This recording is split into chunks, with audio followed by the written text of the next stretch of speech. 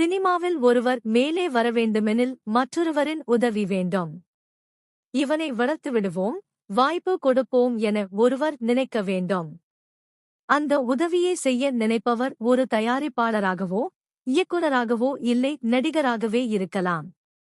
வடிவேலு கூட அப்படி பலராலும் உருவானவர்தான். மதுரையிலிருந்து நடிக்கும் ஆசையில் சென்னை வந்து ராஜ்கிரண் அலுவலகத்தில் காபி வாங்கி கொடுக்கும் ஆபீஸ் பாயாக வேலை பார்த்து வந்தார். அப்போது என் ராசாவின் மனசிலே படத்தை தயாரித்து அதில் நடித்து வந்தார் ராஜ்கிரண். ஒருநாள் கவுண்டமணி வர தாமதமான போது வடிவேலுவை வைத்து சில காட்சிகளை எடுத்தார் ராஜ்கிரண். அப்போது அங்கு வந்த கவுண்டமணிக்கு அது பிடிக்கவில்லை. ஆனாலும் ராஜ்கிரண் அவரை சம்மதிக்க வைத்து நடிக்க வைத்தார். சுதாஜு உதயகுமார் சின்ன கவுண்டர் படம் எடுத்தபோது வடிவேலுவுக்கு வாய்ப்பு கொடுத்தார். ஆனால் கவுண்டமணிக்கு அதில் விருப்பமில்லை.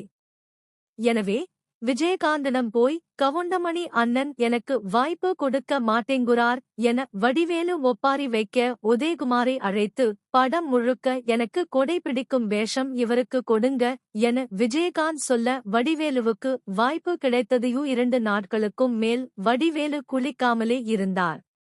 சிங்கமுத்துதான் 10 ரூபாய் கொடுத்து சோப்பு வாங்கி குளிச்சிட்டு வா என அனுப்பி வைத்தார். குளித்த வடிவேலுக்கு மாற்றிக்கொள்ளவே உடை இல்லை. இதை பார்த்த விஜயகாந்த் தனது உதவியாளரை அழைத்து இவருக்கு 4 வேஷ்டி சட்டை வாங்கி கொடு என சொன்னார். இப்படி சினிமாவில் வளர்ந்தவர்தான் வடிவேலு.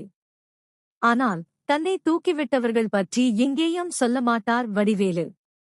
ஏனெனில் வடிவேலுக்கு நன்றியுணர்வு என்பது 1% கூட கிடையாது. வாய்ப்பு வாங்கி கொடுத்த விஜயகாந்தையே மிகவும் அசிங்கமாக திட்டியவர்தான் வடிவேலு. அதோடு கேங்கர்ஸ் பட புரமோஷனுக்காக ஊடகங்களில் பேசிவரும் வடிவேலு தொடர்ந்து பொய்களை மட்டுமே சொல்லி வருகிறார். எனக்கு சினிமாவில் நடிக்கும் ஆசையெல்லாம் இல்லை. ராஜ்கிரண் சொன்னதால் நடித்தேன். சின்ன கவுண்டர் படத்தில் எனக்கு யாரே வேஷ்டியெல்லாம் வாங்கி கொடுத்தார்கள் என பேசுகிறார்கள்.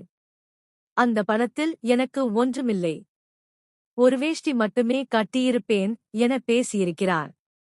இதையடுத்து வடிவேலுக்கு நன்றியே